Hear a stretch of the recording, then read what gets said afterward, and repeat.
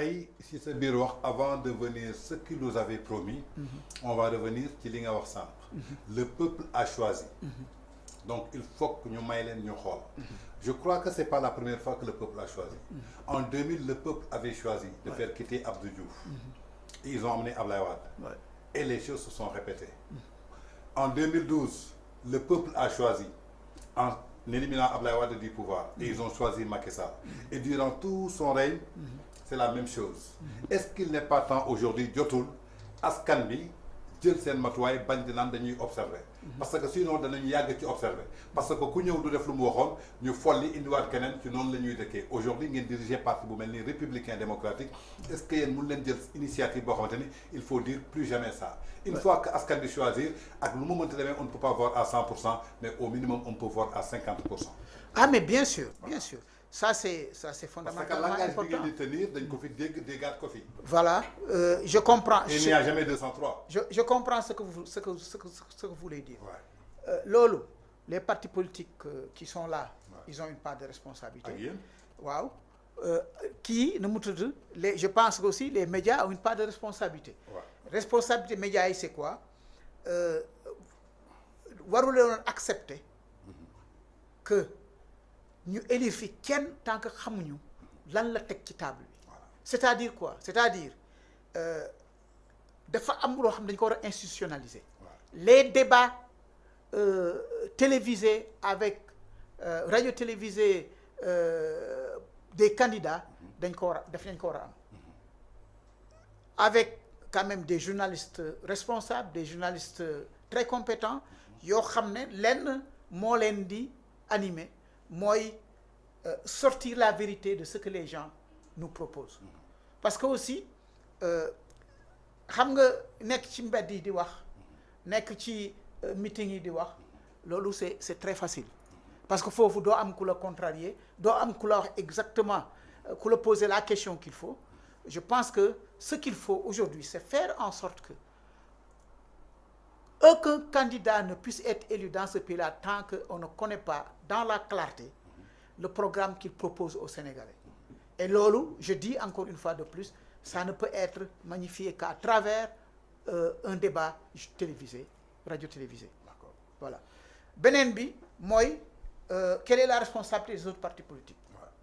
La responsabilité des autres partis politiques, li ma gis mooy, c'est quand même accepter ou bien engager le débat avec ceux qui sont là. Engager le débat, les contrarier s'ils veulent faire quelque chose boo xam ne awul yoon, mais aussi avoir aussi l'honnêteté de reconnaître quand il y a de bonnes choses qui sont en train d'être faites. Moi je pense que c'est important d'être républicain même quand on s'oppose. Waaw moi je dis ku fi nekk yaakaar naa wax naa la ko sànq, ce qui importe pour moi c'est que ñu defal loo xam ne avancer le Sénégal. Donc suñu defal su fekkee ne loolu mooy suñu objectif suñu gisee loo xam ne day liggéey ci luy avancer Sénégal war nañu reconnaître mu ngi koy def suñu gisee koo xam ne il fait le contraire war na on doit décrier ça wax ko mu leer ne ko non ça c'est pas le chemin ça c'est pas la voie voilà le chemin qu'il faut prendre. Je pense que loolu suñu responsabilité la. D'accord. waaw léegi ci biir ñaar ñooñu surtout nga les responsabilités entre les politiques et les médias. Pour les médias damay dellu soit ci li nga tàmbale woon maanaam mooy les valeurs.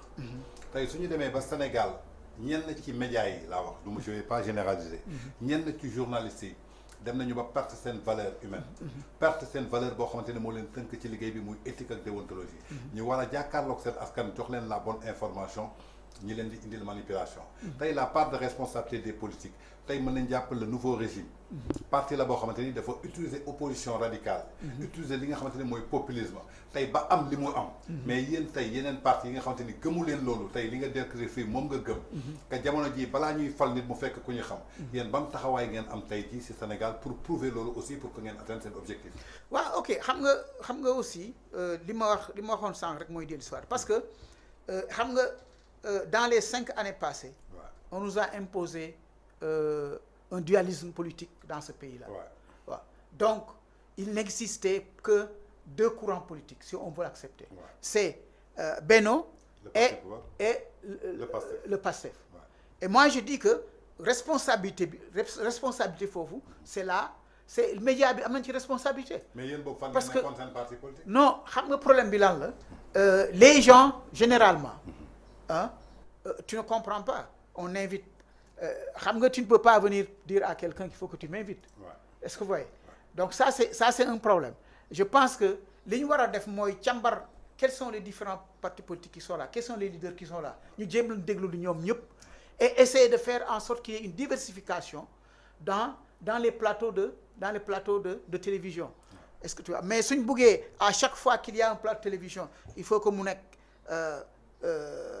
un gars de Benno wala et un gars de Pastef ah kooku. mais est-ce que du ñoom ñoo présent woon ci paysage yu askan bi parce que tey pour ñu mën la inviter foog ñu xam la gis la parce que askan bi parfois day jànkonteel ay problèmes duñ la gis nga communiquer ci duñ la gis nga def communiquer duñ la gis nga def dara est-ce que parti yi aussi tooguñu seen koñ ba tax kenn xamu leen pour ñu inviter leen.